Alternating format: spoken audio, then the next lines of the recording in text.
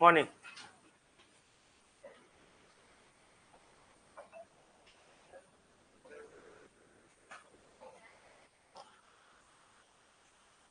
पढ़ाने से ज्यादा यहाँ आना कठिन है ना।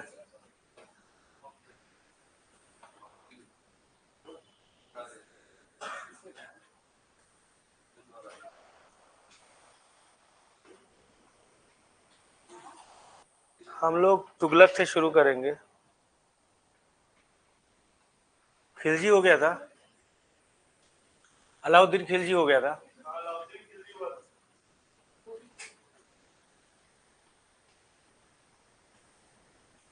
ओके।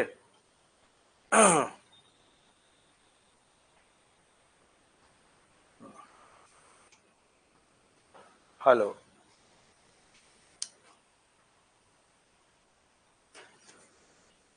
गियाउद्दीन तुगलक, राइट। क्या यार, कीचड़ कीचड़ हो जाता है यार, हर जगह पानी पानी दिखाई दे रहा है।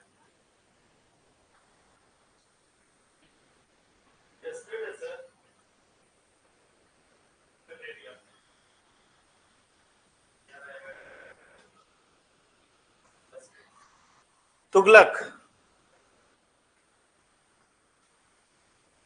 So we'll start with the Tughlaq, right? Ghiyasuddin Tughlaq. Have we discussed about Ghiyasuddin Tughlaq? Ghiyasuddin Tughlaq के बारे में थोड़ा डिस्कस किया हम लोगों ने, अभी तक नहीं किया? नहीं किया होगा, राइट।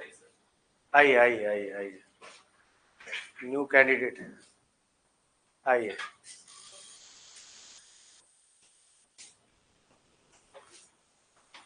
Okay fine.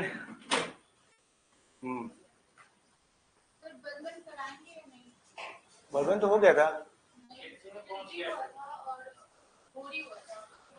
बलबन में बताया नहीं, दीवाने अर्ज वगैरह से बताया था ना। सजदा पैबोस। हाँ तो अलाउद्दीन के बाद ही तुगलक ही तो है ना। खुसरो खान है उसके बाद। सजदा पैबोस, उसके बेटा मर गया था मंगोल एक्सपेडिशन में। वी हैव डिस्कस ना, राइट मैम? अच्छा,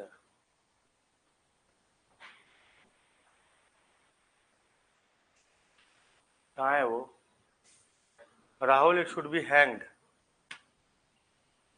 इसको लटकाना होगा। हाँ, एक क्लासरूम में भी लटकाओ, गाइडलाइंस के हिसाब से। एक बाहर होना चाहिए, एक अंदर होना चाहिए ना। Okay, so let's just begin with the Ghiyasuddin Tughlaq.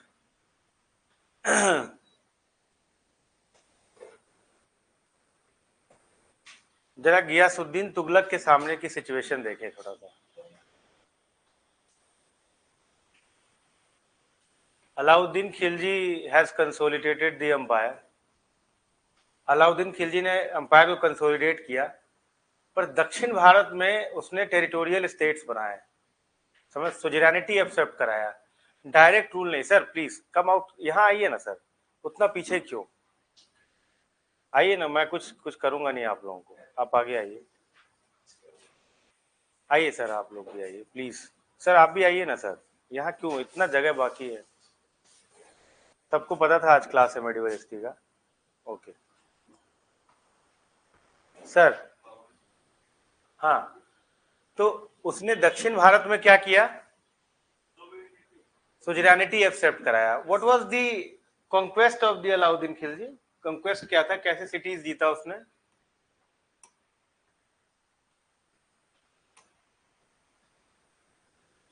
Peshawar,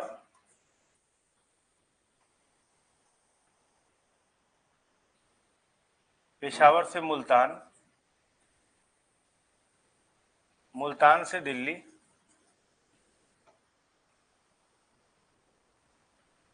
Delhi से मालवा, देवगिरी, मालवा से गुजरात, गुजरात से रणथंभौर,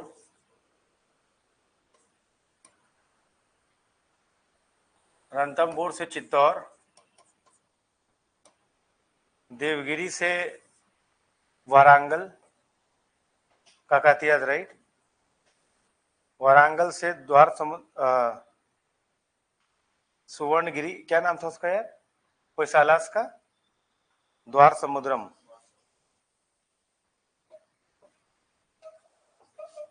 उसके बाद पांड्यास। सर जी ये आपको अंडरस्टैंड करना पड़ेगा ना। उसके बाद इधर क्या हुआ, गुजरात हो गया और इधर Bengal. This is the cities which you need to remember after Alauddin Khilji, है ना। अब my question is why from Delhi to Malwa to Gujarat to Ranthambore Chittor, क्या रीजन था सर? सर आपने क्लास देखा अलाउद्दीन खिलजी का, तो कैसे समझ में आएगा सर? क्लास पहले पढ़ा है आपने अलाउद्दीन खिलजी? पहली बार पढ़ रहे हैं, ठीक है कोई बात, थोड़ा पेशेंस रखिए, will discuss new topic. Ghiyasuddin Tughlaq आपको अच्छा लगेगा, आपको रिलीफ होगा। फिलहाल जो बच्चे पहले पढ़े थे, क्या बताया था मैंने आपको कि दिल्ली से मालवा होते हुए गुजरात फिर रणथंभौर चित्तौड़ जीतेंगे।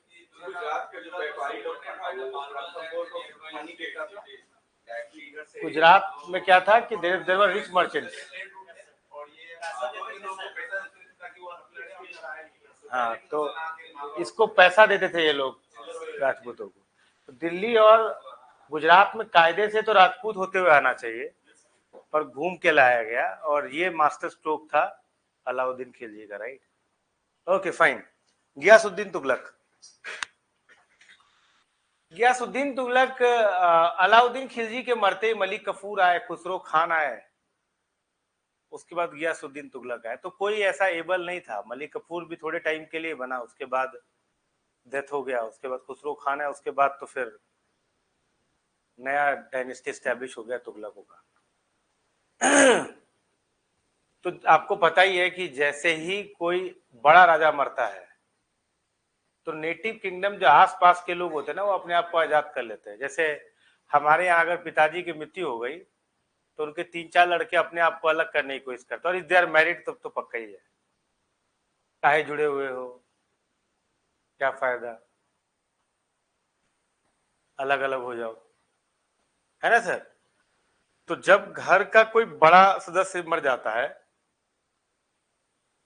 तो जो आसपास के जो किंगडम्स होते हैं ना, वो अपने आप को इंडिपेंडेंट कर लेते हैं। तो वैसे Alauddin Khilji was a very powerful king, वो बहुत ही मजबूत, बहुत शक्तिशाली शासक था। उसके मरते ही जो सोवरिन स्टेट्स थे, देवगिरी, वारंगल, द्वार समुद्र, उन्होंने कहा तुम्हारी तो, तुम्हें तो डायरेक्ट रूल भी नहीं किया हमको, तुम्हारी सोवरेनिटी है, तुम मरे खत्म, तुम जीते, आपके मरने के बाद हमारा क्या, हम तो आजाद हो गए। तो इन्होंने अपने आप को आजाद कर लिया। आइए सर, फिर सर राजपूतों ने तो कभी सोवरेनिटी एक्सेप्ट करने का सीखा ही नहीं है, राजपूतों ने भी अपने आप को आजाद कर लिया, गुजरात अपने को आजाद कर लिया, बंगाल अपने को आजाद कर लिया।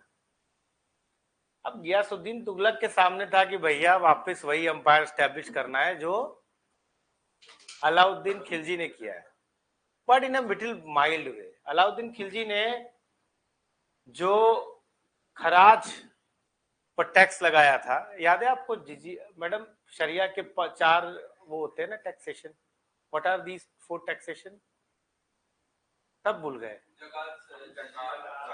खम्स, खराज, जिजिया, जकात, खम्स, खराज, जिजिया, जकात, है ना।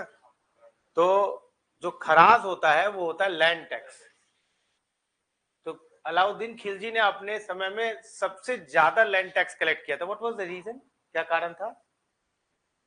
उसे बहुत बड़ी आर्मी स्टैब्लिश करना था, और वो खराज के इतने बड़े संपत्ति इसके बिना नहीं हो सकता था। तो उसने खलीसा लैंड को अपने अंदर लिया और आधा टैक्स वसूला। 100 केजी अगर आपने चावल उपजाया है तो 50 केजी टैक्स ले लेगा आपसे। ये दिल्ली सुल्तानों में सबसे ज्यादा टैक्स कलेक्ट करने की रीति आई, 50%। गियासुद्दीन तुगलक आए, उन्होंने कहा नहीं यार इतना ज्यादा है, एक दही रखते हैं। मतलब अगर आपने 100 केजी वसूला, गियासुद्दीन तुगलक, कुछ लोग दिक्कत होंगे, हम एक नई डायनेस्टी की बात कर रहे हैं, एक नया डायनेस्टी शुरू होता है 1320 में गियासुद्दीन तुगलक द्वारा, तुगलक डायनेस्टी।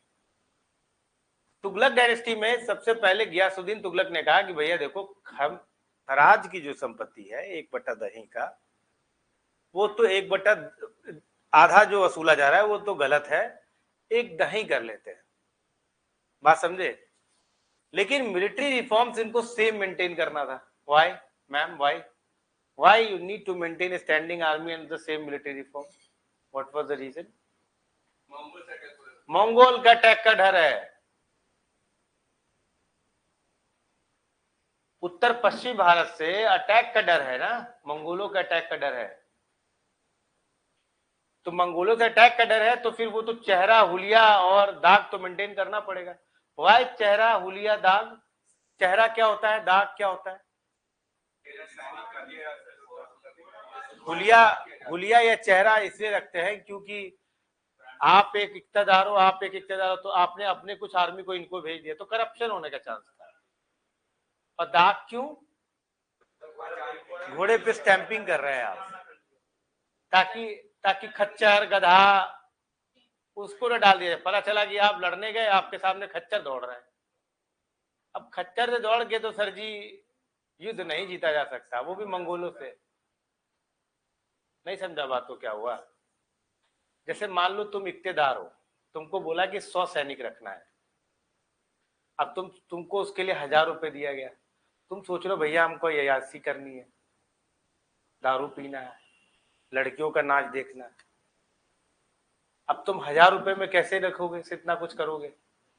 तुमने सोचा कि यार एक काम करते हैं, 1000 रुपए में 800 रुपए का अय्याशी कर लेते हैं, 200 रुपए में सैनिक खरीदते हैं। अब 200 रुपए में सैनिक कितने आएंगे? तो बड़े लिमिटेड सैनिक ही आएंगे ना भाई साहब। Are you getting my point? मैं क्या कह रहा हूं? तो तुम क्या करोगे, अपने दोस्त इनको बनाओगे, कहोगे यार एक काम करो, जब गिनती करने आया ना तो तुम जरा मेरे को 5 सैनिक दे देना, फिर मैं लौटा दूंगा वापस। ऐसे में क्या होता है ना कि राजा को तो पता है कि मेरे पास 1000 आर्मी है, पर एक्चुअली में 1000 नहीं है, 500-600 ही लोग हैं। तो राजा 1000 आदमी के हिसाब से लड़ने जा रहा है। पता चला राजा ने छाती चीड़ के दिखा दिया, मंगोल तेरे को तो मैं कचर दूंगा। पता चला खच्चरों की आर्मी जा रही है, 1000 के बदले 200 लोग जा रहे हैं लड़ने के लिए। तो ऐसे में हारने का संभावना ज्यादा है। तो राजा ने इस पर नकेल कसा, कहा नहीं, ऐसा नहीं चलेगा। अभी हर आदमी के अंदर जितने भी सैनिक होंगे ना, सबका चेहरा नापा जाएगा। इनके नाक पे तिल है, इनके सिर पे कट का निशान है, इसके यहाँ ऐसे लिखा हुआ है, ऐसा लिखा है, टैटू बना हुआ है, सिर पे ऐसे चोट है, ऐसा करके ना कुछ सिंबल बना लिया जाएगा, आइडेंटिफिकेशन मार्क्स। और घोड़े में खच्चर ना हो इसीलिए दाग बनाया जाएगा। दाग मतलब कि स्टैंपिंग की जाएगी हर घोड़े पे। आप बात समझ रहे हो? तो वो डिस्टिंग्विश कर पाएंगे कि ये इस इक्तेदार के अंदर है। समझा बात को? तो घोड़े, इसने भले खराज के लिए 1/10 टैक्सेशन रखा, पर आर्मी का सिस्टम वही मेंटेन करा इसने। अब नेचुरली इसके पास रेवेन्यू कम है, दिक्कत तो होगी इसकी, इसीलिए ये चक्रवर्ती तो नहीं बन पाएगा। अच्छा सर जी सुनिए, सर प्लीज ऊपर देखिए। जिस तरीके से आप प्राचीन भारत में राजाओं को उसकी गरिमा, उसकी प्रतिष्ठा, उसकी डिग्निटी, उसका रिस्पेक्ट, उसका वेलर, उसकी शौर्य, उसके मंदिर निर्माण से पता करते हैं, मध्यकालीन भारत में राजों के शौर्य के बारे में अगर आपको जानना है तो वो उसने कौन सी सिटी, कौन सा किला बनाया है, उससे पता चलता है। जैसे मैं आपको उदाहरण के स्वरूप बताता हूं तो आपको समझ में आ जाएगा। जैसे आपने देखा होगा दक्षिण भारत में कि भाई राज राजा वन आए, बृहदेश्वरा टेम्पल, राजेंद्र वन आए आपको गंगई कोंड चोलापुरम टेम्पल, महेंद्र वर्मन आए तीर्थम राठम, शोर टेम्पल, कैलासा टेम्पल, आप कोई भी राजा का नाम ले लीजिए, आपको एक बात तो एकदम क्लियर हो जाएगा कि मध्यकालीन प्राचीन भारत में, दक्षिण भारत की बात करें या उत्तर भारत की बात करें, जितने भी बड़े शासक हुए हैं सब ने मंदिर बनवाए हैं। मंदिर क्यों बनवाए हैं? मंदिर is basically the socio economic seat of the power. जैसे आपने आज की डेट में देखा होगा कि आपके पास पैसा आ जाता है ना, तो आपके पास आईफोन आ जाता है, और पैसा आया कार आ जाता है, और पैसा आया आपने बड़े घर बनवा लिए। अब जितना बड़ा घर उतना बड़ा स्टेटस सिंबल। अरे भाई साहब 10 मंजिले घर है इसके, भाई जितना बड़ा मेरा घर है इतने बड़े यहाँ तो इनकी पार्किंग लॉट है, लोअर ग्राउंड फ्लोर पूरा खाली कर रखा है, पार्किंग ही पार्किंग, 10-10 गाड़ियां निकलती है, आईफोन, मैकबुक, इससे नीचे तो ये लोग बात ही नहीं करते। This is the status symbol nowadays. Sir we all know that there is no use of iPhone in India. इससे ज्यादा जाहिलियत की बात क्या हो सकती है सर, कि आईफोन में व्हाट्सएप है सर। अरे भाई आईफोन में फेस टाइम होता है मेरे भाई, व्हाट्सएप से बहुत ऊपर है। But people used to download WhatsApp and they used to do voice call, video calls. क्यों? क्योंकि there are very few number of iPhones there. Face time के लिए आईफोन तो आईफोन होना चाहिए। अब इससे बड़ी जाहिलियत क्या भाई कि आईफोन में आप यार व्हाट्सएप डाउनलोड कर रहे हो भाई। क्यों कर रहे हो भाई? क्यों लिया तुमने iPhone? What is the purpose of it? Status symbol sir. You cannot even transfer file from Android to WhatsApp, Android to Mac, iOS. You cannot transfer file. This is a sort of symbol, status symbol. नया latest iPhone 15 pro max है भाई। तेरे घर में कितने लोग पास iPhone है? ताऊ के पास है, व्हाट्सएप कर रहे हो आईफोन से। अरे बकलोल, this is a status symbol sir. Are you getting ma'am? Are you getting it? This is nothing but a status symbol. iPhone is nothing but a status symbol nowadays. Similarly, in those eras also, in ancient history, प्राचीन भारत में उस समय में जो राजा थे ना, वो जैसे हमारे यहाँ भी आईफोन होता है ना सर, वैसे ही वो लोग मंदिर बनवाते थे। जिसका जितना बड़ा मंदिर वो उतना शक्तिशाली शासक। राइट, इसने तो सोना लगवा दिया। अरे सोना लगवा दिया, बहुत पैसा है लग रहा है। तू टेंशन मत ले, तेरा भाई 2 मीटर ऊपर मंदिर बनाएगा, नक्काशी करवाएगा, नक्काशी, उन नक्काशियों पर सोने की परत चढ़ाएगा तेरा भाई। टेंशन मत ले, तेरा हिस्सा। अगला शासक आएगा, कहेगा भाई मंदिरों में 1 एंट्रेंस 4 एंट्रेंस कराएगा तेरा भाई, तू टेंशन मत ले। बाउंड्री वॉल करा देगा चारों तरफ। मंदिर जितना बड़ा उतना, आईफोन जितना बड़ा उतने बड़े आप। भले किडनी बेच के किया हो भाई साहब, किडनी देखो ढूंढो उसका, किडनी नहीं मिलेगा, एक बेच दिया उसने। अच्छा मिडिल क्लास की हालत तो और भी खराब है, ईएमआई पर सर आईफोन ले रहे हैं, बताओ यार। अबे जब तक चुकाओगे तब तक उस आईफोन की कौड़ी भाव नहीं होगा, अगला आईफोन आ जाएगा।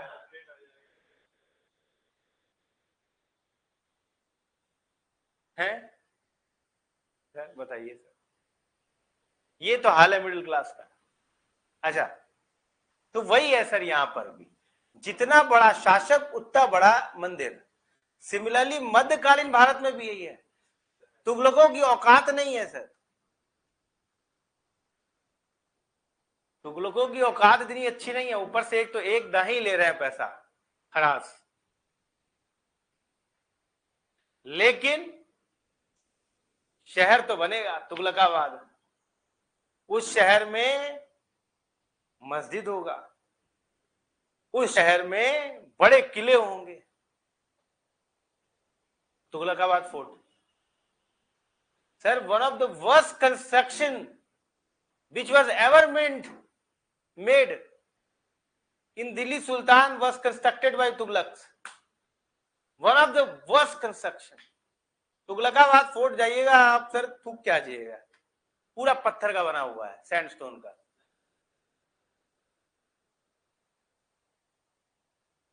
समझे सर? और अब तो लोग भी नहीं जाते देखने। तो सर क्या हुआ ना कि गियासुद्दीन तुगलक को भी ये इज्जत वाला कुत्ता काटा, उसको भी चाहिए था। क्या बोलता है वो गुड्डू भैया, आपने चाहिए फुल इज्जत, पहले मजबूरी थी अब मजा आ रहा है सर? क्या चाहिए गुड्डू भैया को? फुल इज्जत। देखा कि नहीं मिर्जापुर? देख लिया शुरुआत? अच्छा, देखा, पहला डोज इसने ले लिया। अच्छा भाई ये बताओ 70वां बीपीएससी कब हो रहा है? भारत में अभी दो ही बातें हो रही है, एक विनेश फोगत को गोल्ड क्यों नहीं मिला, और दूसरा बीपीएससी 70वां कब होगा।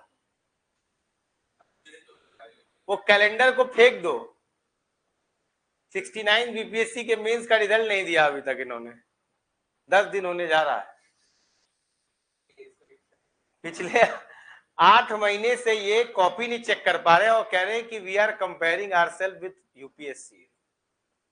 अबे 12 दिन के अंदर प्रीलिम्स का रिजल्ट दिया यूपीएससी ने, तुम तो यूपीएससी से तुलना मत करो बे। कोई काम भी हो रहा है? बताइए मैडम, ये बिगेस्ट मिस्ट्री है सर, 70वां बीपीएससी कब होगा? जिससे पूछो कहता है सर बताइए आप। हाँ अच्छा, तो जितना बड़ा शासक उतना बड़ा ये औकात है नहीं भाई साहब। 2 रुपए की पूरा पत्थर का किला बनवाने की बात हुई। गियासुद्दीन तुगलक कहे कि एक काम करते हैं, अपनी भी इज्जत होनी चाहिए गुड्डू भैया की तरह मिर्जापुर में। कहा भाई हमको तुगलकाबाद फोर्ट बनाने का है। अब तुगलकाबाद फोर्ट बनाने का है, तुगलकाबाद सिटी बनाने का है, तो उसमें तो भाई सब मजदूर लगेंगे। इसने ना अपने शहर के जितने मजदूर थे सबको कहा, जा बेटा तुमको एम्प्लॉयमेंट की जिम्मेदारी मेरी हुई, आओ सिटी बनाओ मेरा। सारे के सारे जो है क्या हुए, सब बनाने लग गए। उसी समय में एक बड़े सूफी सेंट हुआ करते थे निजामुद्दीन औलिया, उनके एक चेले भी हुआ करते थे अमीर खुसरो। तो अभी बता के जस्ट आगे निकल जाएंगे तुरंत, ये जरूरी है क्योंकि फिर हमें मोहम्मद बिन तुगलक पे आना होगा। जौना खान उर्फ जौना खान। तो वही सर हुआ क्या कि अगर कहानी बताया तो मैं शॉर्ट में निकाल दे रहा हूं। ये हुआ क्या कि इनको बाउली बनवाना था, शायद मैंने बताया है। तो इनको बाउली मतलब होता है पानी का कुंड। इनको बाउली बनवाना था और इनको भी चाहिए था लेबर, और इन्होंने सारे के सारे लेबर इसमें कंज्यूम कर लिए। तो बोला क्या गया कि भाई एक काम करते हैं, पूछा गया तो क्या दिन में ये करेंगे, रात में बाउली बनेगा। ये गए बिहार बंगाल के कैंपेन में। बंगाल जितना जरूरी, गुजरात तो अलग कर चुका है, बंगाल भी अलग हो गया, ट्रेड के लिए बहुत जरूरी है। बिहार बंगाल के कैंपेन जीतकर ये लोग आ रहे। बुगरा खान उस समय हुआ करते थे बंगाल में, बलबन के चेले भतीजे सब है सब। तो वहां से एक्सपीडिशन जीत के आ रहे थे सर, जीते थे ही। तब तक में इधर से एक न्यूज पहुंचा कि सर ऐसा है कि ज्यादातर लेबर बाउली में काम कर रहे हैं। गियासुद्दीन तुगलक ने कहा गला कटवा दूंगा मैं निजामुद्दीन औलिया का।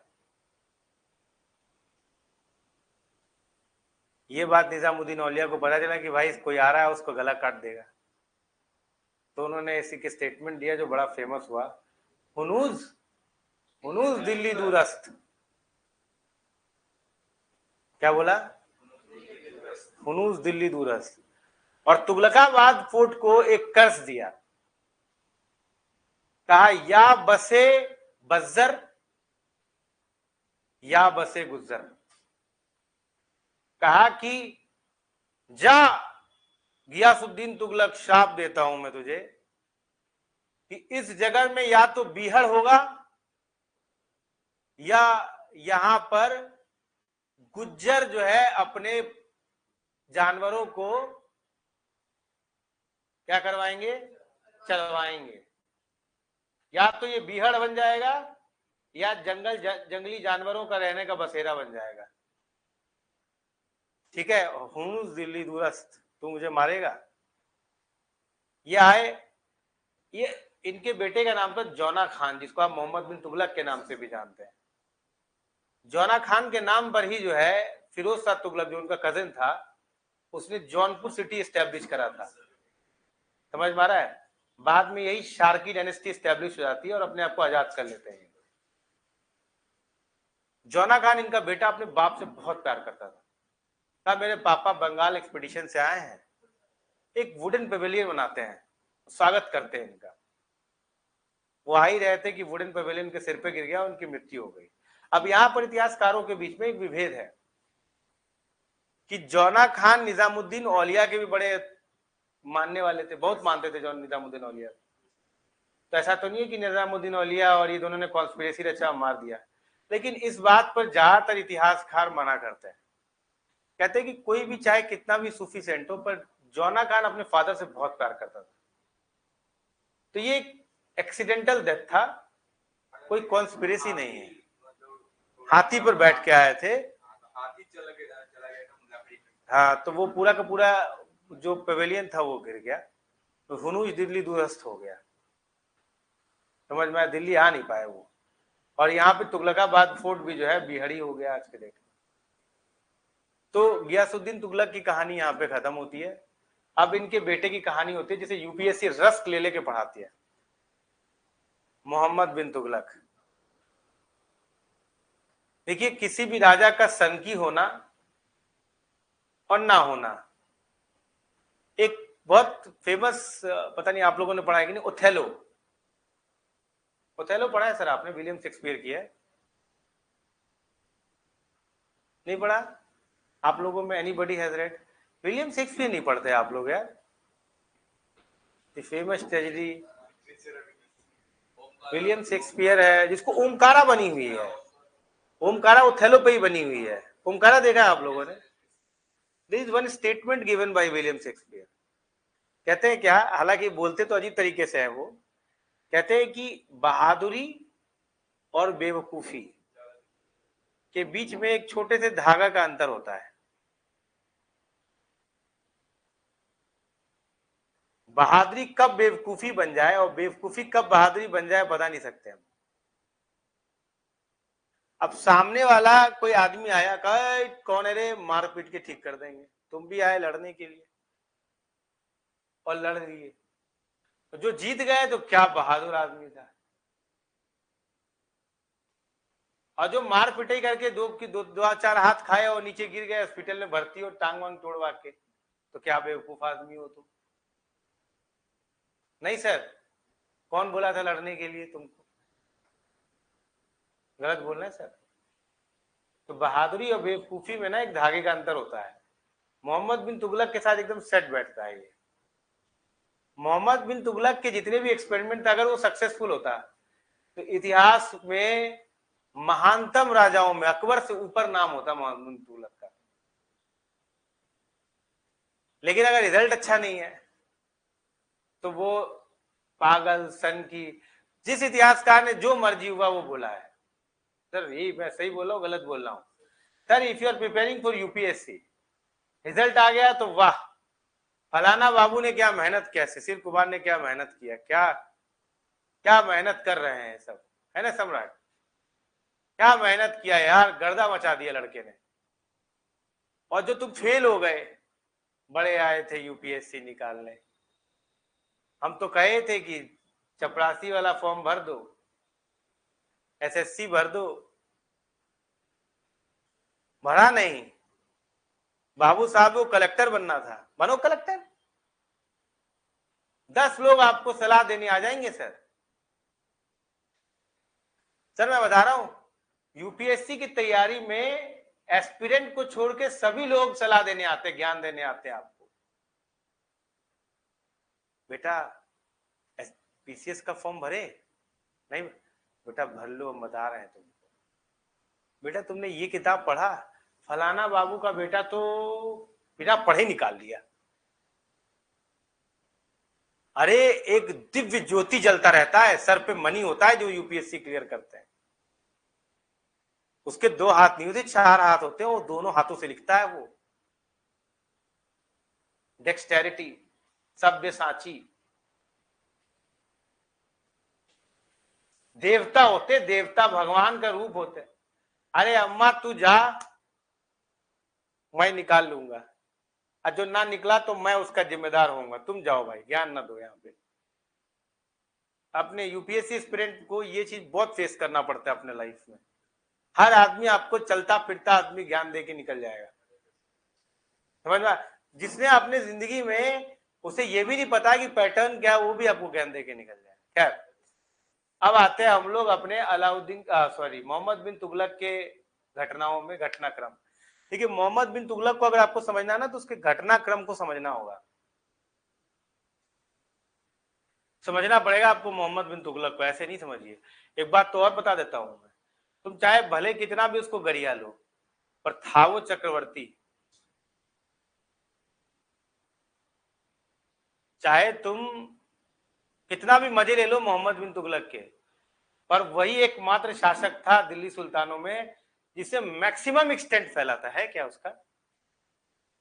ये देख लो, ये जो पिक्चर देख रहे हो तुम, ये पूरा इंडिया का, ये मोहम्मद बिन तुगलक के अंदर ही है।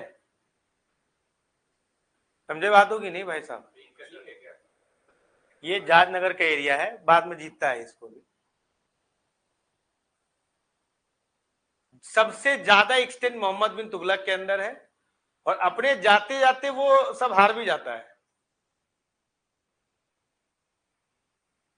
अच्छा, मोहम्मद बिन तुगलक के अंदर एक ना, ये उसको भी एक कुत्ता काटा था। क्या इसका, किसका कुत्ता काटा था? सिकंदर शाहनी बनने का। उसको खुरासन जीतना था, और क्या जीतना था? ट्रांसोक्सानिया जीतना था।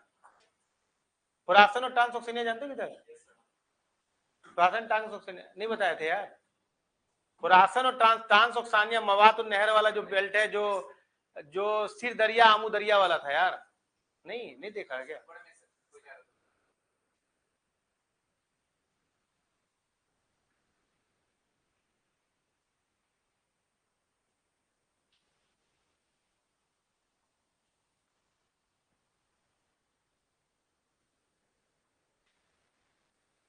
इधर देखो, बच्चा पार्टी, ये सिर दरिया दिख रहा है, अराल सागर दिख रहा है, यहीं पर बगल में आमू दरिया है। इसको क्या बोलते हैं? ट्रांसोक्सानिया। और इसके नीचे का जो बेल्ट है वो क्या है? खुरासन। हम कहा है? यहां। इसका मतलब मोहम्मद बिन तुगलक को पाकिस्तान, अफगानिस्तान, खुरासन, ट्रांसोक्सानिया, इतना बड़ा अंपायर स्टैब्लिश करना था इंडिया को लेने के साथ साथ। क्यों? क्योंकि भाई वो तो तुगलक था, तुर्की, और यहाँ पे तुर्की लोग थे, प्लस ये सिल्क रूट के पास भी था, तो सिकंदर शाहनी बनने का शौक था। देखिए एस्पिरेशन बहुत अच्छी बात है, पर एस्पिरेशन को एक्सिक्यूट करना भी आपको आना चाहिए। यूपीएससी में फर्स्ट रैंक लाऊंगा, बहुत अच्छी बात, मेरी दुआ है आपके साथ, पर द प्रॉब्लम इज कि आप एक्सिक्यूशन के लिए क्या कर रहे हैं। नहीं सर, नहीं मैम, गलत बोल रहा हूँ सर। आपको यूपीएससी में फर्स्ट रैंक लाना है, बीपीएससी में फर्स्ट रैंक लाना है, सर मेरी दुआ है आपके साथ, आप जरूर लाइए, पर सर फर्स्ट रैंक वाली मेहनत भी तो करिए। आपकी मेहनत तो सर जी 99.999999% लोगों से ज्यादा होना चाहिए, तभी तो फर्स्ट रैंक आएगा ना। क्या आपकी मेहनत 99.9999% लोगों से ज्यादा है? नहीं है तो फिर आप जो सपना देख रहे हैं वो क्या है सर? झील है, क्या बोलते हैं उसको, तृष्णा है। आप बात समझ रहे हैं कि नहीं? मोहम्मद बिन तुगलक के साथ यही प्रॉब्लम है सर। अब देखिए, मोहम्मद बिन तुगलक अपने समय से आगे है। कैसे आगे है मैं आपको समझाता हूं। मोहम्मद बिन तुगलक ने एक काम किया, देखिए इधर देखिए,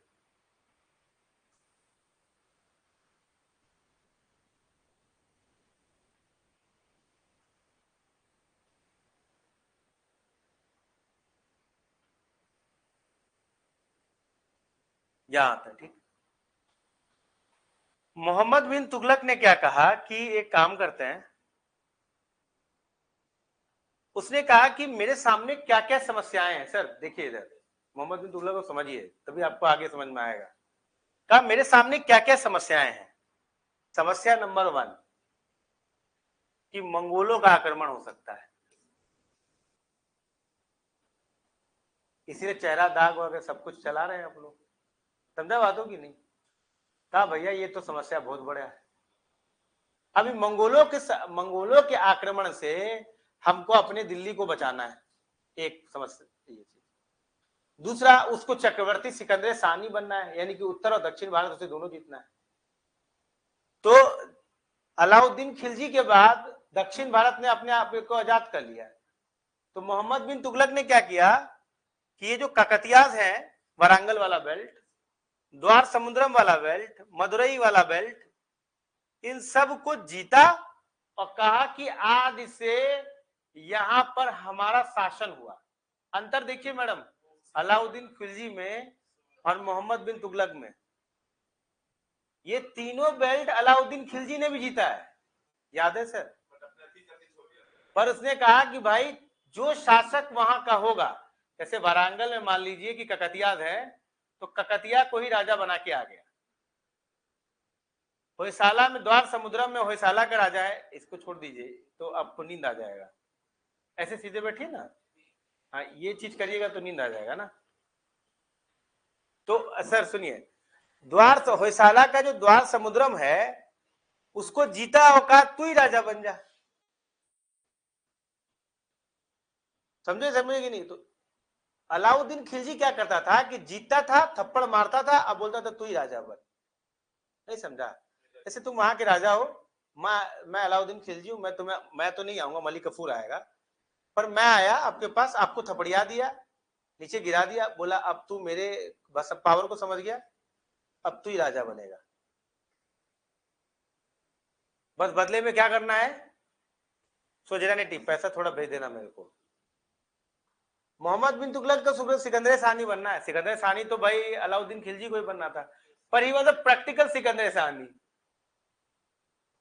इसके अंदर क्या था ना कि नहीं, पूरे एम्पायर को मुझे अपने अंदर रखना है, मुझे चक्रवर्ती शासक बनना है, खुरासन जीतना है भाई साहब, तो भारत तो जीतना ही पड़ेगा।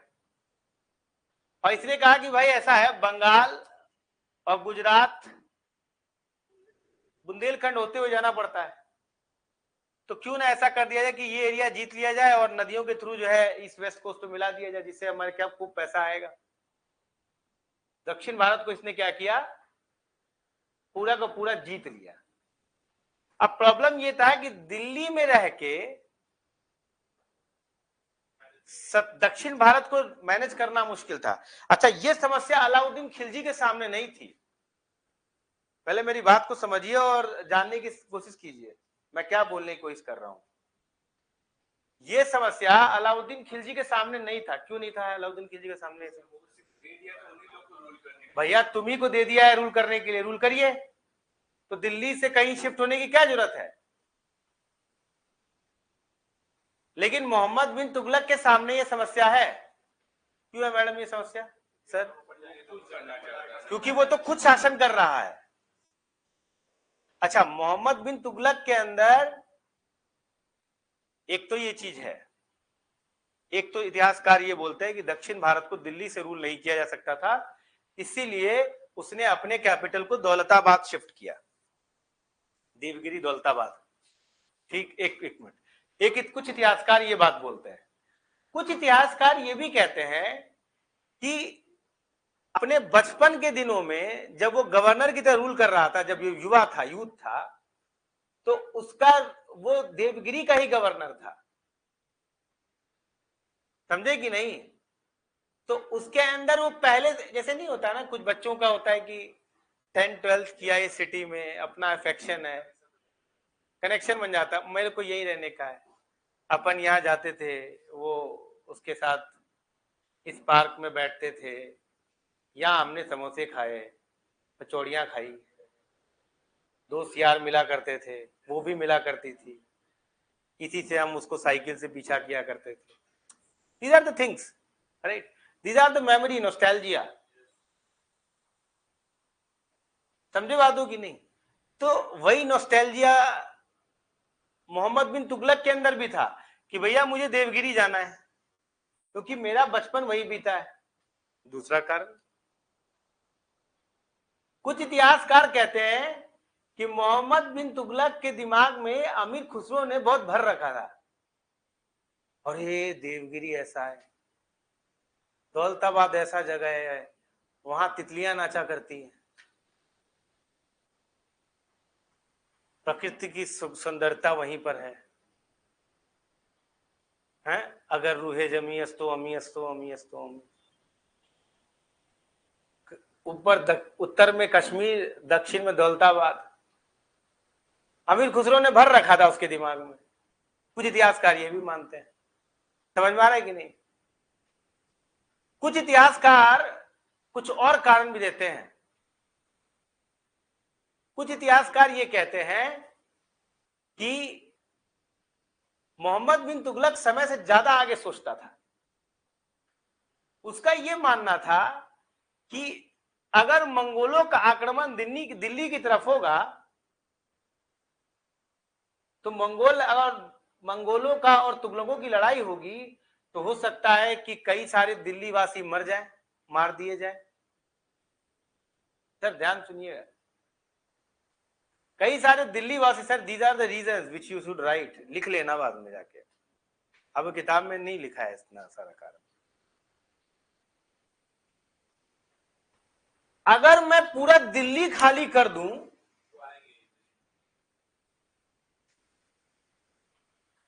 तो मंगोल आएंगे ही नहीं, कि किसको क्यों आएंगे दिल्ली?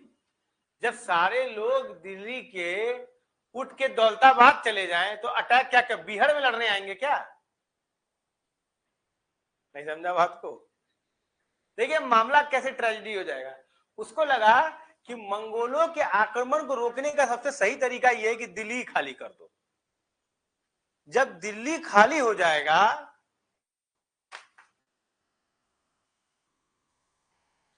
नहीं समझा, तो किसको अटैक करने? अरे भाई जब तुम लोग नहीं आओगे क्लास में तो मैं किसको, क्या दीवार को पढ़ाने आऊंगा? नहीं समझा क्या कह रहा हूं मैं?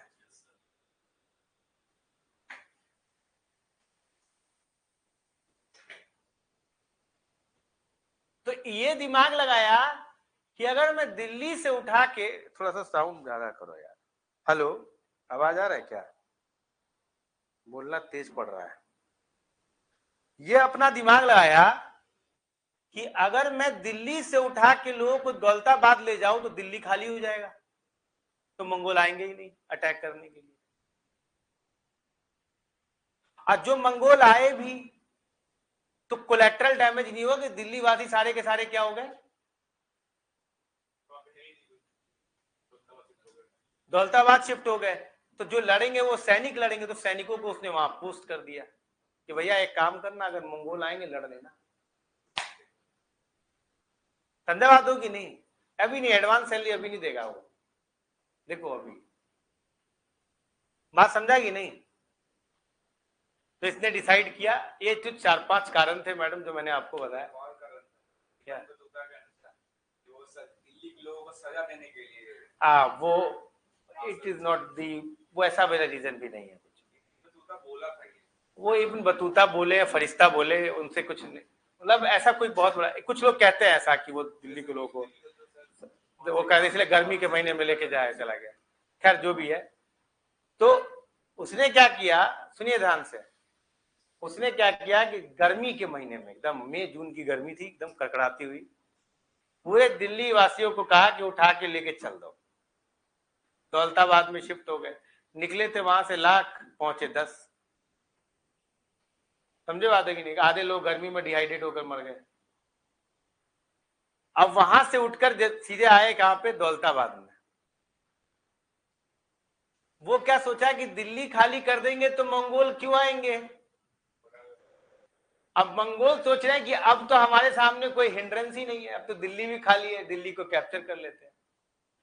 जिस चीज को उसने ये समझा कि मंगोल इस कारण आक्रमण नहीं करेंगे, वही मंगोलों के आक्रमण का कॉज बन गया। नहीं समझे? तुमने दिल्लियों को खाली करवा दिया, ये कहते हुए कि मंगोल आक्रमण नहीं करेंगे। अब मंगोल अभी आक्रमण इसलिए कर रहे हैं कि दिल्ली खाली है, इसको तो जीतने में आसानी होगी। नहीं समझा? मंगोलों ने आक्रमण किए, थैंक्स टू दी सेना ऑफ मोहम्मद बिन तुगलक। मोहम्मद बिन तुगलक की सेना ने मंगोलों को हरा दिया। मंगोल अपनी जगह से चले गए। मोहम्मद बिन तुगलक को कॉन्फिडेंस आ गया, देखा मंगोलों को मैंने हरा दिया, क्या स्ट्रेटेजिक रूल है। ये नहीं देखा कि लाख लोग निकले थे, पहुंचे थे 10। नहीं।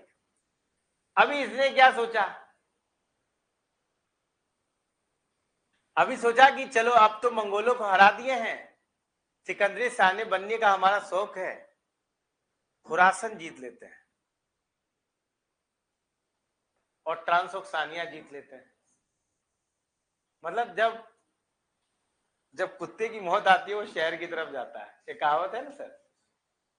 अबे तुम क्या कर रहे हो यार? तो पहले अपने भारत को ठीक से कंसोलिडेट कर दो, नॉर्थ वेस्ट में कुछ कर दो यार, दीवार उवार बना दो। नहीं नहीं, अभी अपने को खुरासन जीतने का है, ट्रांसोक्सानिया जीतने का है। क्या करोगे भारत से ट्रांसोक्सानिया जीतकर? पैसे की हालत तुम्हारी वैसे भी खराब है। इसने क्या कहा कि नहीं, अभी अपने को खुरासन और ट्रांसोक्सानिया जीतने का है। शाबाश सैनिकों, शाबाश, क्या लड़ा है तुमने मंगोलों से। अभी तुम्हारा एक्सपेडिशन चालू हो रहा है किधर की तरफ? खुरासन और ट्रांसोक्सानिया की तरफ। इसने कहा कि जाओ, मैं तुम्हें 1 साल की सैलरी पहले देता हूं। अभी देखो, तुमको अगर कोई 1 आध साल की सैलरी दे देगा ना, तुम्हारे अंदर निकम्मापन आ जाएगा। तो 1 साल की सैलरी इसने क्या किया, अपनी ट्रेजरी से उठा के दिया, ये ले, जा ऐश कर।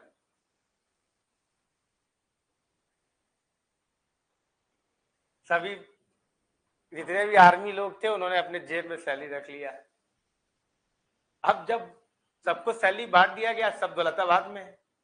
अब देखिए, आप दौलताबाद में हैं, आप अपने सैनिकों को कह रहे हैं कि तुम जाओ खुरासन और उसको एक्सपीडिशन करो। सैनिकों में एक हवा उड़ गई कि भैया खुरासन पहुंचने के लिए खाइबर बोलन पास करना पड़ता है। अब वो जमीन बहुत बर्फीली जमीन है, सालों भर बर्फ होता है वहां पर। ये हो गया सिकंदर वाली बात। सिकंदर के सैनिकों को पता चल गया था ना, हाथी वो होते नंदा के पास, है ना। इसको भी पता चल गया कि भाई बर्फीला जगह है, ठंडा बहुत है खाइबर, और वहां का तो ट्रेन भी ठीक नहीं है, कभी पहाड़ है कभी नीचे उतरो। सैनिकों के दिमाग में हवा फैल गया। तब सैनिक कह रहे क्या करें, जाएं या ना जाएं? कह रहे देख लो यार, जाना है नहीं जाना, मैं तो नहीं जा रहा हूं। जैसे कुछ लोग होते हैं ना सर, वो आपका रहता है कि आपको जाने का है, और वो आपको पहले बता देंगे, ज्ञान दे दें, देखो मैं तुम्हें मना नहीं कर रहा हूं,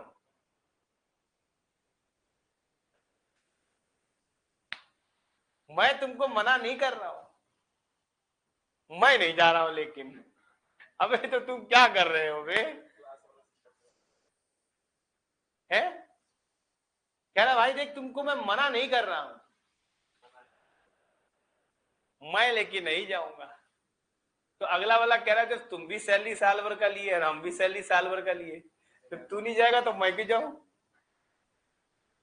ये होता है निकम्मापन। अब 1000 सैनिक थे, उसमें 9 सैनिकों ने कह दिया हम नहीं जा रहे, कोई चला गया उधर, कोई इधर, इधर उधर गया। बाकी 100 सैनिक थे, उन्होंने कहा चलो चलते हैं खुरासन। 100 में आए, एक वापस लौटने के लिए, ये इन्फॉर्म करने के लिए कि ऐसा है 99 लोग मारे जा चुके हैं, अकेला एक आदमी आ गया।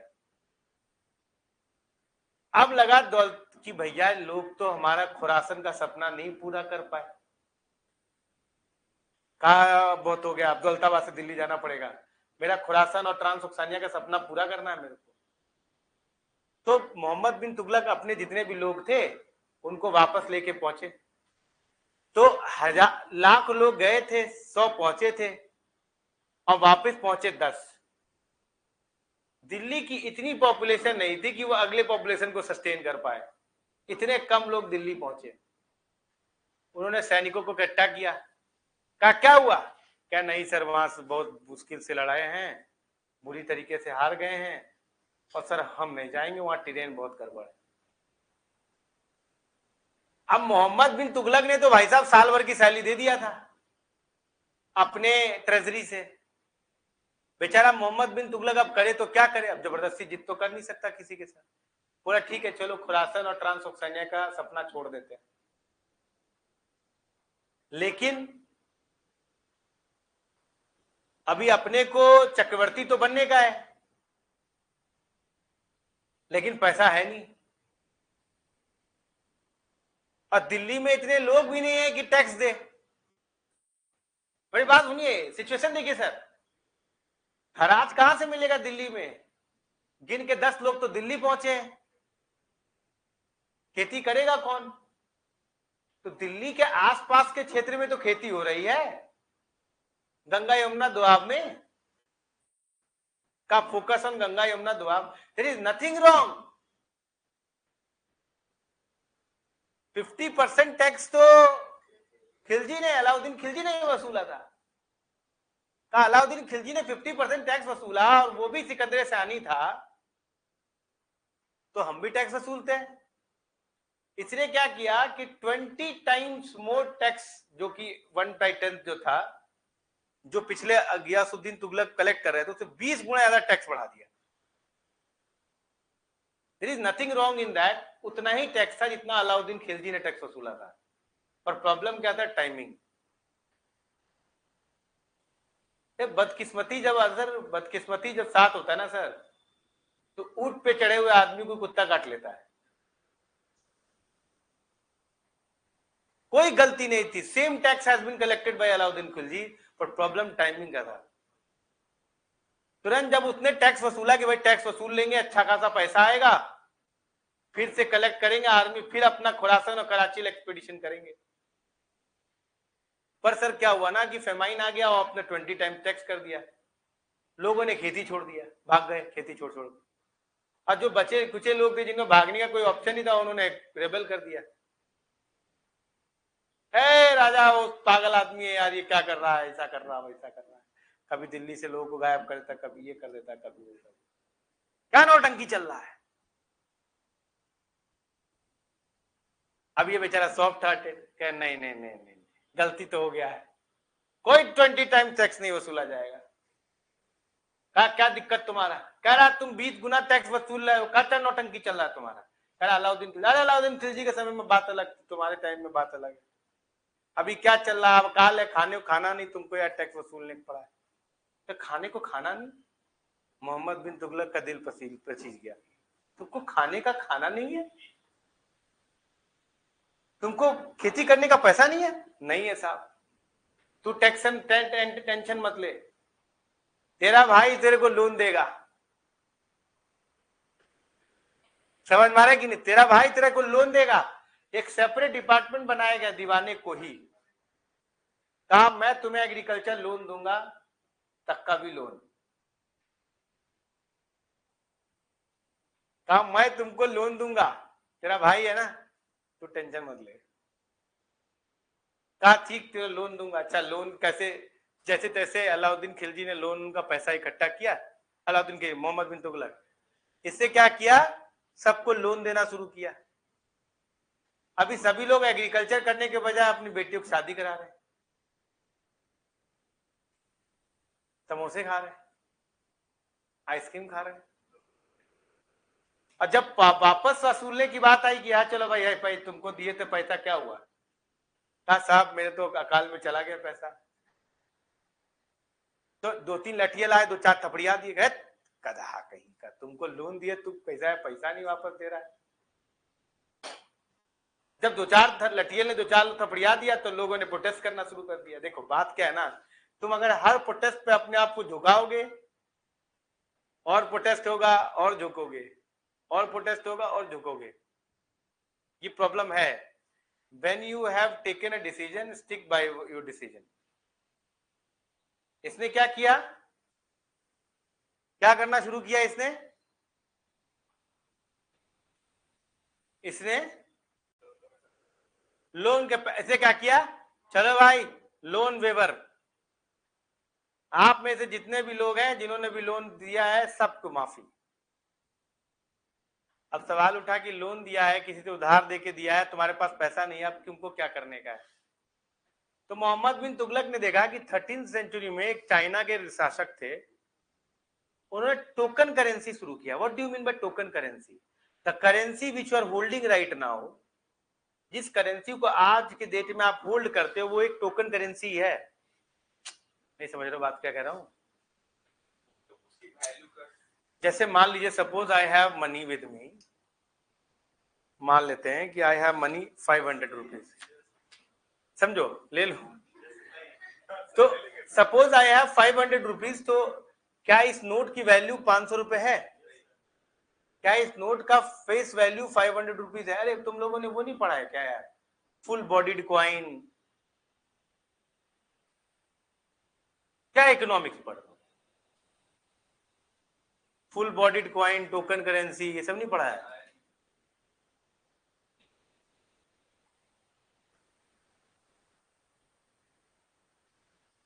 Fiat currency, full bodied coin, tokenization, ये सब नहीं पढ़े हो? उसके अलावा ये फुल बॉडीड क्वाइन और ये सब पढ़ा है तुमने?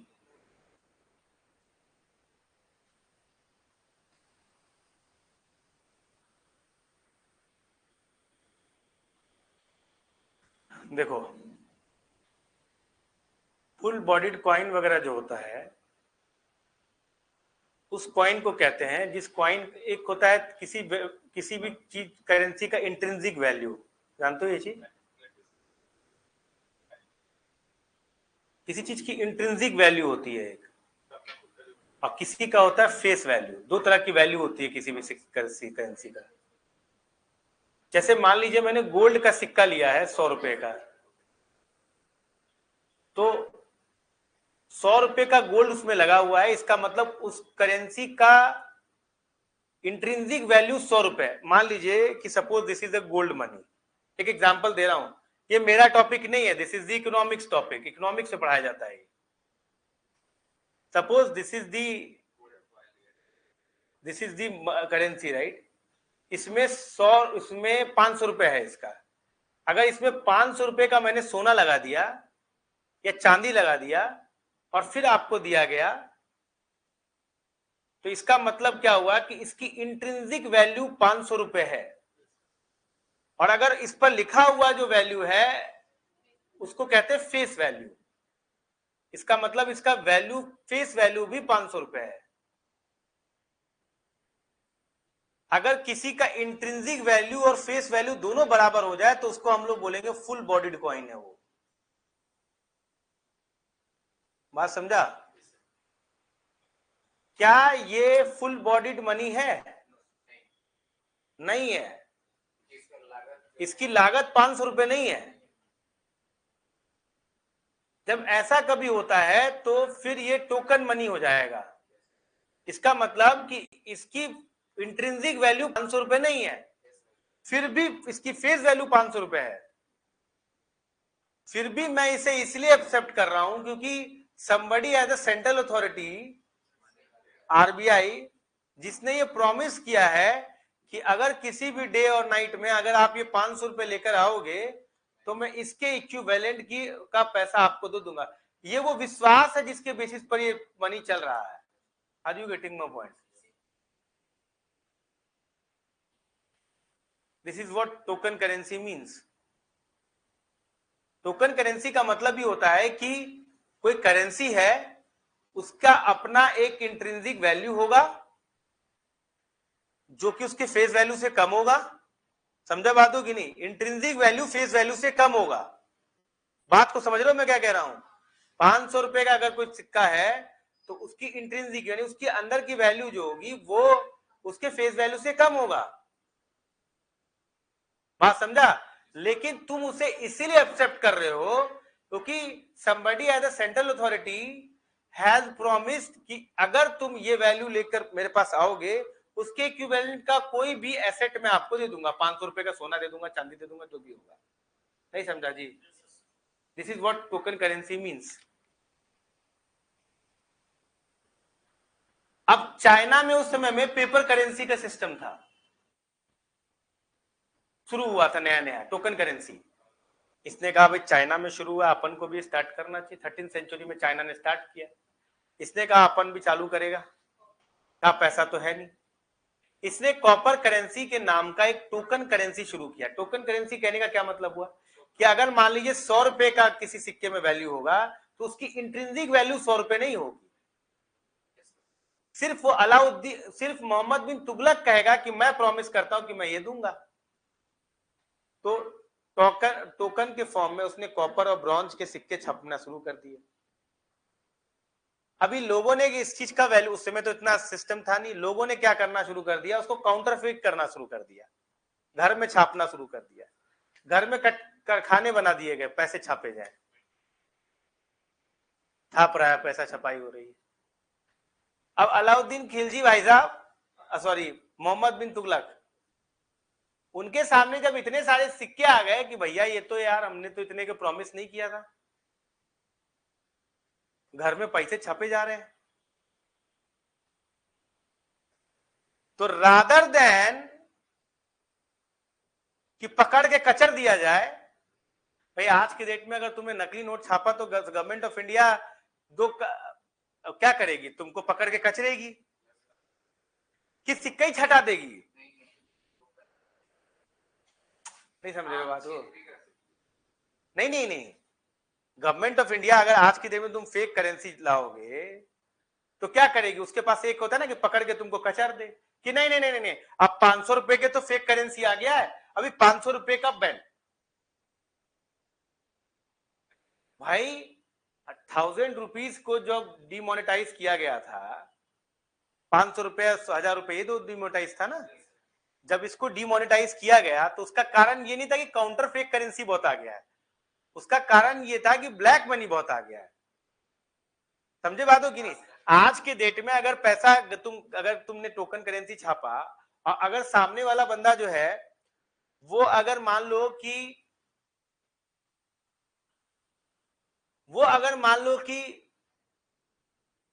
नकली नोट छापने लगा तो जो सेंट्रल अथॉरिटी होगा वो कहेगा कि भाई किसने नकली नोट छापा, पकड़ कचर इसको, घर घर घुस के पकड़ के कचरेगा, कहे भाई कल से छाप मत देना, बहुत मार देंगे,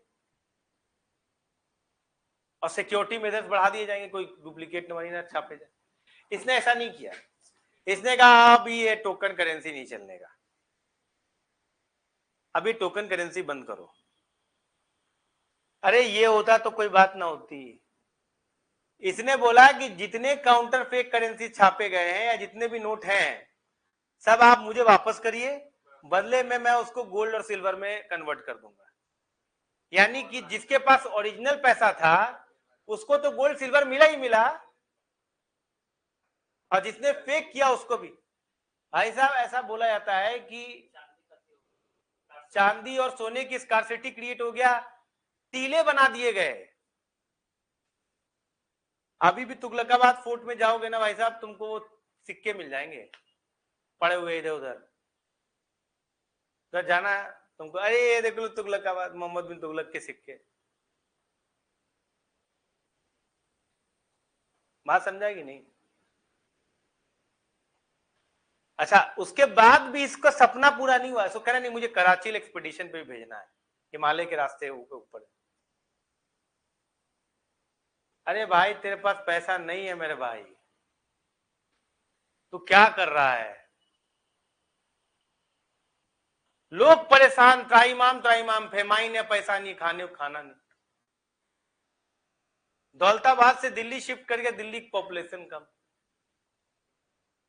जैसे ही दौलताबाद से दिल्ली शिफ्ट किया गया, पैसे है नहीं, सारे एक्सपेडिशन, सारे एक्सपेरिमेंट फेल हो गए। तुरंत दक्षिण भारत के दो मेजर अंपायर वहां इमर्ज करके आया, बहमनी अंपायर और विजयनगर अंपायर। इन्होंने अपने आप को इंडिपेंडेंट कर लिया, दक्षिण भारत साफ। पैसा था नहीं, गुजरात वालों ने अपने आप को आजाद कर लिया, बंगाल वालों ने अपने आप को आजाद कर दिया। ये सब देखते हुए मोहम्मद बिन तुगलक ने अपने आखिरी सांस ठट्टा में लिया, और ऐसा कहा गया कि king is relieved by his subject and subject is relieved by his king. क्या मतलब हुआ इसका? राजा को प्रजा से मुक्ति मिली और प्रजा को राजा से मुक्ति मिली। बरनी, बरानी, बरानी, वही है ना तारीख फिरोज शाही, फिरोज शाह तुगलक तक की कहानी है। अब इनके भाई आए कजिन फिरोज शाह तुगलक। अब इनके सामने आते कचर पचर कचर पचर कचर पचर कचर पचर कचर पचर।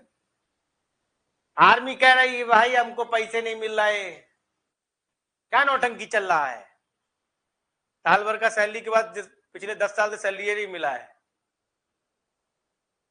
नोबेलिटी गरिया रही है बैठ के।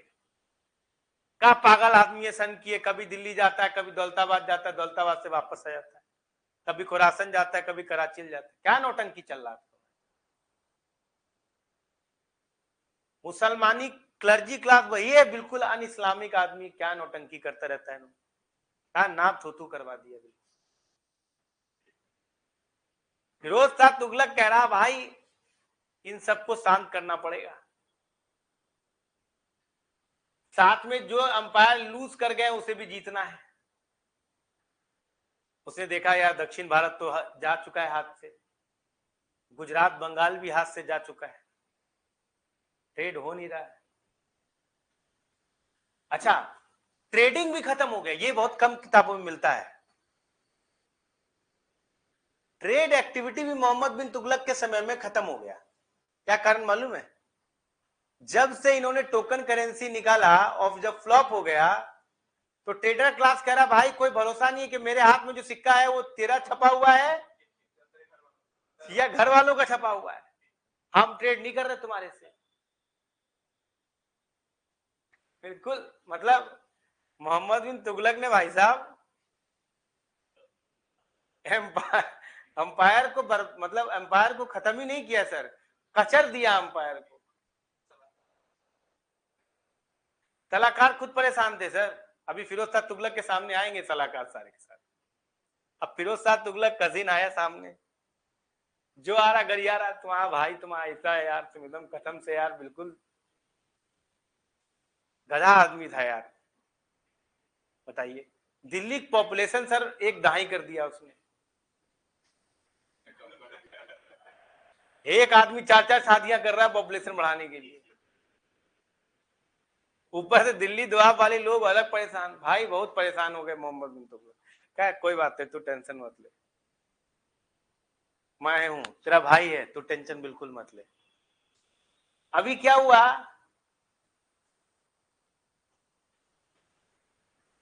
बेटा बोल तो रहे हैं हम, इसके बाद जो हम 5-6 घंटे सोएंगे ना, बहुत सोते हैं हम जब से बीमार पड़े हैं। हाँ सर, इंजेक्शन लगा था 14। सर डेंगू और टाइफाइड दोनों साथ हो गया सर। टाइफाइड इसलिए हो गया क्योंकि मैं बाहर का समोसा खा लिया sir. Sir never eat outside. I have a serious request to all of you. In Patna. Sir मेरा पूरा सिस्टम बिगड़ गया sir. I have suffered from dengue, suffered from typhoid, there is a infection in liver, पूरा whole system is spoiled now I am recovering. Never eat outside sir. I ate samosas एक दिन, हर दिन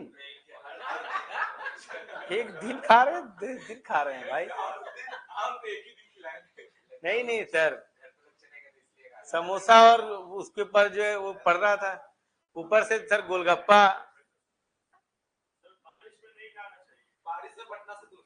Sir, never eat outside. I am telling you, I have a serious request. If you are eating outside, आप बीमारी को अपने साथ बुला रहे हैं। और सर ट्रस्ट मी, डेंगू तो फिर भी ठीक हो जाता है, सेल्फ हील होता है, वो उसे अपना समय के साथ हो जाता है। पर टाइफाइड का अगर आपको पता नहीं चला तो वो ठीक होने से रहा, समझे सर? तो it is very dangerous sir, so do not do that, अपना ध्यान रखें। हाँ, फिरोजशाह तुगलक आए। अब देखिए फिरोजशाह तुगलक के सामने जो आ रहा है, फिरोजशाह तुगलक गरियाक निकल जा रहा है। क्लर्जी आ रहा है, वे तुम्हारे सीखते था कैसे? मतलब जो आ रहा है सब गरिया रहा है फिरोजशाह तुगलक को। फिरोजशाह तुगलक भाई साहब बहुत परेशान। अब फिरोजशाह तुगलक को दिख रहा है कि भाई मुझे गुजरात जीतना है, बंगाल जीतना, दक्षिण भारत जीतना है, और पैसा जीरो बट्टा सन्नाटा। दो चार उधार वाले भी आ रहे हैं, तुम्हारे चचा जी ऐसा किए, तुम्हारे भाई जी ऐसा किए। तो फिरोजशाह तुगलक दिमाग लगाया, कहा भैया ऐसा है कि ज्यादा सिकंदर सानी न बनो, जो एरिया रखे हो उसे ही कंसोलिडेट करके बना लो। ज्यादा अगर जीतोगे ना बेटा तो दिल्ली सुल्तानों के दिन हवा हुए वो कहानी आगे बढ़ जाएगा। शुरू हो गया था वहीं से, मोहम्मद बिन तुगलक से। इसीलिए ज्यादा साउथ इंडिया जीतने का नहीं, ज्यादा बंगाल गुजरात जीतने का नहीं। वैसे भी ट्रेडर तुम्हारे यहाँ आ नहीं रहा क्योंकि तुम्हारे यहाँ सिक्कों की कोई वैल्यू नहीं है। तो इसने कहा नहीं भाई, जो एरिया है अपने को वो वही कंसोलिडेट। इसलिए देखिएगा कि बहुत कम बंगाल और गुजरात को छोड़ के, एक्सपीडिशन को छोड़ के, वो भी हार गया। वो एक भी एक्सपीडिशन फिरोजशाह तुगलक के नाम पे नहीं है। अब फिरोजशाह तुगलक ने जो पॉलिसी अडॉप्ट किया उसे कहते हैं पॉलिसी ऑफ अपीजमेंट। जब भी कोई शासक ऐसा करेगा उसका डूबना तय है। कहा कौन कौन दुखी है? पूरा पूरा अंपायर दुखी है। कहा अरे यार रुको, आराम आराम से, एक एक का फैसला करते हैं। कहा नोबेलिटी तुम्हारी तकलीफ, आए मैं तुम्हारा भाई एकदम एक या दो कौड़ी का इंसान था यार, ऐसा किया तुम्हारे भाई के चक्कर में ऐसा हो गया वैसा हो गया, पैसा आता नहीं 2 रुपए के चक्कर में यार तुम एकदम। अच्छा ठीक, कहा तुम नोबेलिटी हो, तुम्हें एकता मिला है? बोला हाँ मिला है, एकता तो मिला है। कहा तुम एक काम करना, तेरा बेटा जो होगा ना वही तेरा इक्तेदार होगा।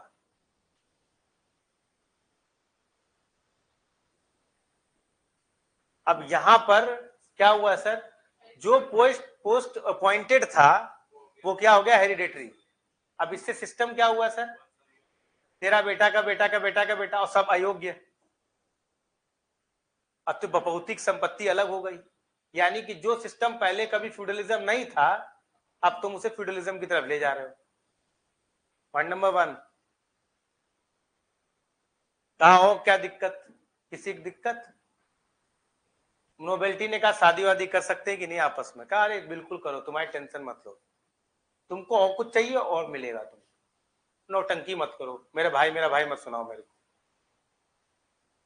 कहा सेना तुम्हारी क्या दिक्कत? अरे सर पिछले 5 साल सैलरी नहीं मिला है सर, क्या चल रहा है नौटंकी। एक बार दिया तो 1 साल एडवांस में दे दिया, उसके बाद सैलरी नहीं दिया। कह रहा अच्छा अच्छा अच्छा, तुम्हारी तकलीफ दूर की जाएगी। कहा तुम लोग को क्या पैसे चाहिए? कहा तो पैसे की तुम्हारी कोई वैल्यू नहीं है, हम देख चुके हैं भैया, तुम कॉपर करेंसी दोगे तो उसकी कोई वैल्यू नहीं, और पैसा तुम्हारे पास है भी नहीं, तुम दो कहां से? हमको मालूम चल चुका है, तुम्हारा भाई गोबर कर चुका है। कब फिर भाई के पास आ गए तुम यार, बात बात पे। कह रहा तुमको क्या चाहिए? पैसा। कह रहा जाओ, तुम्हें मैं देता हूं जागीर, जमीन, तुमको दिया ठट्टा, तुमको दिया पेशावर, तुमको दिया ये, तुमको दिया वो, तुमको मैंने जमीन दिया, उसमें जो लैंड कलेक्शन टैक्स करना है कलेक्ट करो और उसके बेसिस पे अपना खाना पीना चलाओ, मेरे को टेंशन नहीं। देख रहे हो सर क्या सिस्टम शुरू हो रहा है, क्या प्रॉब्लम है? अच्छा यही नहीं, जो जमीन तुमको दिया है तेरा बेटा भी वही सैनिक बनेगा और वही जमीन नहीं भोगेगा। मतलब अगर मान लीजिए किसी सैनिक का बेटा सैनिक नहीं बनना चाहता है तो भी वो सैनिक बनेगा, उसका हाथ है कि नहीं, पैर है कि नहीं, मेंटली इंस्टेबल है, कोई मतलब नहीं है, तू ही सैनिक बनेगा है। समझ रहे हो सर? जमीन ही नहीं दिया गया उसे, हेरिडिटरी भी कर दिया गया। आओ किसको तरीका है? मुस्लिम क्लर्जी आई, ऐसा है तुम्हारा भाई क्यों? अरे यार तुम बात बात बात तुम्हारा भाई चालू कर दे, परेशान कर दिया यार तुम लोगों ने। क्या चाहिए ये बताओ पहले। कहा तुम्हारा भाई एक नंबर का अन इस्लामिक रूल का, तुमको इस्लामिक रूल चाहिए? मुझसे बड़ा मुसलमान कोई नहीं बनेगा, तू टेंशन मत ले। इस स्टेट को टू इस्लामिक बनाऊंगा मैं। क्या करना है? हिंदुओं को कन्वर्ट करना, मार मार के कन्वर्ट करूंगा, तुम टेंशन मत ले, तेरा भाई है ना, इस्लामिक रूल लाएगा तेरा भाई। कहो क्या दिक्कत है? जिजिया इंपोज करो, ठीक वापस इंपोज कर रहा है। ब्राह्मणों से लो, ठीक वापस ले लिया ब्राह्मणों से। और क्या करना है? कह रहा है सिया सुन्नी में जो सिया लोग हैं वहां कचर मार दो उसको बिल्कुल। अलाउद्दीन खिलजी लिया का, अलाउद्दीन कह रहा है कि सिया सुन्नी में केवल सुन्नी होना, ये सिया नहीं, कचर दो इसको भी। आप कचर देते सर, या तो सुन्नी में कन्वर्ट नहीं, कचर दिए जाओगे। और कुछ कह रहा है, उलेमाओं ने कहा कि भाई मेरे को बहुत बढ़िया बढ़िया रैंक मिलना चाहिए, फाइनेंस वजीर। क्या तेरा भाई है ना, टेंशन मत ले, जो है जितने रैंक होंगे सब क्लर्जी को मिलेगा, बढ़िया बढ़िया रैंक ले पकड़। अब उलेमा जो बोलता था हमारा भाई वही करता था, फिर उसका तुगलक। फिर लोग आए, कहा आपके भैया ने ऐसा किया वैसा किया, फिर तुम भैया भैया आ रहे हो। भैया की बात नहीं सुनाने का मेरे को, टेंशन होता है मेरे को। कह रहा क्या चाहिए? कह रहा भाई हमको, तुम्हारे गियासुद्दीन तुगलक हुआ करते थे, वो तो कनाल वनाल बनाते थे, आप भी करिए, मेरे को पानी चाहिए, फेमाइन आ गया है।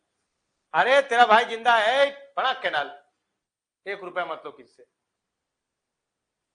समझे बातों की नहीं? अरे टैक्स के तौर पे थोड़ा देना, हके शर्फ बोलते थे। कुछ लोग बोले स्लेव्स हैं सर, हमारा बताओ शादी नहीं हो रहा है, इतने दिन से हम बहुत परेशान हैं, शादी करा दीजिए हमारा, खाना पीना खाने को नहीं मिलता है, ये चीजें। अरे टेंशन मतलब खैरात बांटो, दीवाने खैरात डिपार्टमेंट अलग करो। कुछ लोग आए तो आपके भैया थे फेमाइन में आए, अरे फिर भैया पे आ गए तुम नौटंकी। कहा नहीं नहीं मेरी बात सुनिए, मेरी बात सुनिए, फेमाइन में मेरे चाचा ताऊ मर गए, हॉस्पिटल नहीं था एक को यहाँ पर, आपके भैया ने कुछ, अरे फिर भैया पे आगे नौटंकी कर रहे हो तुम यार। क्या चाहिए? सर हमारा इलाज करा दीजिए, टाइफाइड हो गया मुझे। टेंशन मत लो, मैं पब्लिक हॉस्पिटल खोलूंगा, दारुल सफा।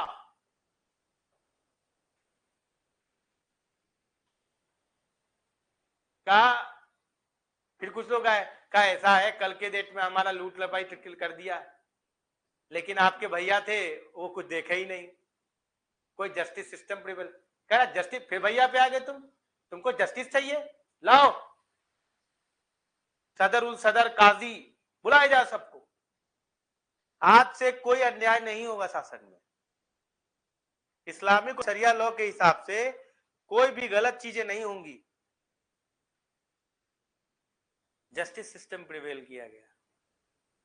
मतलब जो आए उसके लिए वो कर दिया जाए। बात समझे? ऐसे में दिक्कतें शुरू हो जाती हैं। दिक्कतें कैसे शुरू होती है मैं आपको समझाता हूं। आपने क्या किया, आपने नोबेलिटी को दिया, वो भी हेरिडेटरी। आपने अपने सेना को दिया, वो भी हेरिडेटरी। और आपने जमीन दिया, और आप तो सर स्पाइनलेस है, आपके पास जो आता है आप उसी पूरी चीज करने लग जाते हो। और ऊपर से आप जहां रूल कर रहे हो, Muslim majority of the people population जो वो हिंदू है, और आप ट्रूली इस्लामिक भी बनना है, आपको ट्रूली मुस्लिम रूलर भी बनना है। ऐसे तो नहीं चलेगा ना सर, बात समझेगी? नहीं, नहीं चलेगा ऐसे सर। हुआ ये कि जितने भी आपके जो जमीन जिनको दिए गए, उन्होंने एक सेपरेट जो है क्या बना दिया, छोटे छोटे अपने एरियाज बना दिए। बहुत सारे छोटे छोटे जौनपुर, ये सब अपने आप को आजाद कर लिए। तो जो एरिया था वो भी कंसोलिडेट नहीं हो पाया, क्योंकि जागीरदारी सिस्टम आ गया, फ्यूडलिज्म आ गया। समझे बातों की नहीं? और फाइनली जो है एक तिमुराइड एक्सपीडिशन होता है, तैमूर आते हैं, तुर्की तैमूर। उसने क्या किया कि वो आए और इनकी पूरी डायनेस्टी को राउट आउट किया, फिरोज शाह तुगलक को वहां से निकाला, और वहां पर नहीं, इसी के बाद होता है। हाँ, वही फिरोज शाह तुगलक के बाद ही बता रहा हूँ, वो उसके बाद उसी के समय का एक्सपेडिशन है। समझे बातों की नहीं? हाँ, उसके बाद यहाँ पर क्या है, खिज्र खान जो है उनका अपना एक स्लेव होता है, उसको कहते हैं एक काम करो कि तुम यहाँ पे रहो, मैं वापस जाता हूँ अपने जगह पे तिमूर और तुर्की में। बाद में डेथ वही वाला, किसके वाला, गजनी वाला, घुरी घुरी वाला स्लेव डायनेस्टी। तो ये भी स्लेव है। अब यहां पर आपको बात है कि जो ये खिज्र खान है ना, इसने स्टैब्लिश जो डायनेस्टी स्टैब्लिश किया, उसको सैयद डायनेस्टी कहते हैं। ये अरबी है। अब तक जो तुम कहानी पढ़ रहे थे वो किसकी पढ़ रहे थे, तुर्कियों की पढ़ रहे थे, चाहे वो स्लेव की डायनेस्टी हो, मामलुक हो, खिलजी हो, तुगलक हो, सब तुर्की हैं। लेकिन सैयद सर अरबी, सैयद जो है वो माने जाते हैं कि प्रॉफिट मोहम्मद के डिसेंडेंट्स हैं। जैसे हिंदुओं में ब्राह्मण्स होते हैं ना, वैसे ही आप समझ लो कि मुसलमानों में सैयद है। समझ में आ रहा है कि नहीं? तो they call themselves as a descendant of Muhammad, prophet Muhammad. और यहां से जो डायनेस्टी स्टार्ट होती है उसे कहते हैं सैयद डायनेस्टी। दे आर अरबी, ये अरबी है। समझ में आ गया? तो सैयद और लोदी की कहानी हमारी जो होगी ना, वो कल होगी। कल हमारी 2 क्लास होगी, मजा आएगा। उसके बाद हम कल मुगल पे भी आ जाएंगे, बाबर कैसे जीता, सिकंदर लोदी जो था उसको भी सिकंदर सानी बनना है। देर आर 3-4 एम्परर इन, अलाउद्दीन खिलजी, मोहम्मद बिन तुगलक और सिकंदर लोदी। इन तीनों को, सिकंदर लोदी ने तो नाम ही सिकंदर रखवा दिया, तो उसे सीरियस ले लिया अपने नाम को। ये 3 शासक है, इन तीनों में सबसे योग्य शासक है अलाउद्दीन खिलजी। अब आपको समझ में आ गया होगा। Now you can recollect things और गैदर थिंग्स कि वो क्यों इतना बढ़िया शासक है। गलत बोल रहा हूं क्या? बहुत दिमाग लगाया उसने यार, उसको पता था कि दक्षिण भारत हम नहीं कर पाएंगे, कैपिटल शिफ्ट करेंगे नहीं। कैपिटल शिफ्ट करना तो मूर्ख ही था भाई। भारत में तब से लेके आज तक कैपिटल शिफ्ट हुआ ही नहीं है। कलकत्ता भी जब हुआ था तो उसे दिल्ली में कर दिया गया कि भाई वापस करो, यहां से नहीं हो सकता है। बात समझ रहे हो कि नहीं? बहुत प्रॉब्लम है कैपिटल शिफ्ट करने में। तो अभी अपने को कल क्या करना है, सैयद पढ़ेंगे। सैयद छोटा सा है, will not discuss in late बहुत डिटेल। सिकंदर लोदी थोड़ा पढ़ेंगे, उसमें 2-3 चीजें हैं जो जानना है। फिर इसके बाद इब्राहिम लोदी आएंगे, बाबर आ जाएगा, बाबर के जीतने का कारण क्या होगा वो थोड़ा देख लेंगे। फिर बाबर की पॉलिसीज पढ़ेंगे। बाबर की पॉलिसीज पढ़ने के बाद हमारे सामने आएंगे हुमायूं, वो तो चरस गांजा में रहेंगे। फिर अकबर आएंगे, वो खिचड़ी खाएंगे। अकबर की कहानी थोड़ी पढ़ेंगे, क्या कर रहा है अकबर ने। अकबर के एडमिनिस्ट्रेशन, मनसबदारी के बारे में जानेंगे। फिर उनके बेटे चरसी जहांगीर है,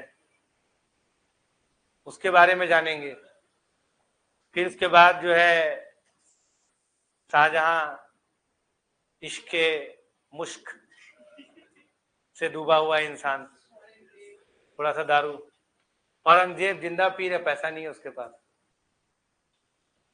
फिर उसके बाद हमारी कहानी खत्म हो जाएगी, फिर दिल model. Thank you, I hope थोड़ा बहुत समझ में आया। बोरिंग था क्लास थोड़ा सा, because of my low energy, I am sorry for that. थोड़ा सा बाबू एनर्जी थोड़ा कम तो है। नहीं नहीं थकेगा नहीं, लेकिन हाँ विल डिस्कस टुमारो। मेरे ख्याल से कल हम हुमायूं तक तो जोर आ जाएंगे, है ना। बाबर को थोड़ा जितवा देते हैं, मेदनी राय और उस सबको थोड़ा जितवा कर, और इसके बाद हुमायूं तक आ जाएंगे। हुमायूं को दारू वारू पिलाना होगा। हाँ नहीं सर, कल 2 क्लास है एक्चुअली। हाँ थोड़ा तेज खींचना पड़ेगा, क्योंकि we have a lot of things to discuss. उसके बाद अच्छा मजा आएगा, लेकिन आपको असली कहानी थोड़ी सी अभी शुरू होता है। अभी मेरे को लगता है कि अलाउद्दीन खिलजी क्या और मोहम्मद बिन तुगलक के अलावा तो है नहीं दिल्ली सुल्तानों में कोई। तो असली कहानी आपकी बाबर और अकबर से शुरू होती है। हाँ बाबरी मस्जिद विल डिस्कस, उसको थोड़ा सा अलग रखेंगे बाबरी मस्जिद को। बाबरी मस्जिद तो डेमोलिशन से ही बना हुआ है, तो पता ही है ना, दैट इज क्वाइट क्लियर। ये तो इरफान हबीब भी बोलते हैं कि तो अपने के लिए बनाया था बाबरी। जैसे ज्ञान वापी है, ये जो आपका मथुरा का मंदिर है, ये तो आपको सिकंदर लोधी ही तोड़वा देगा। उसका बाद औरंगजेब फिर तोड़वाएगा। बाबरी मस्जिद है ना।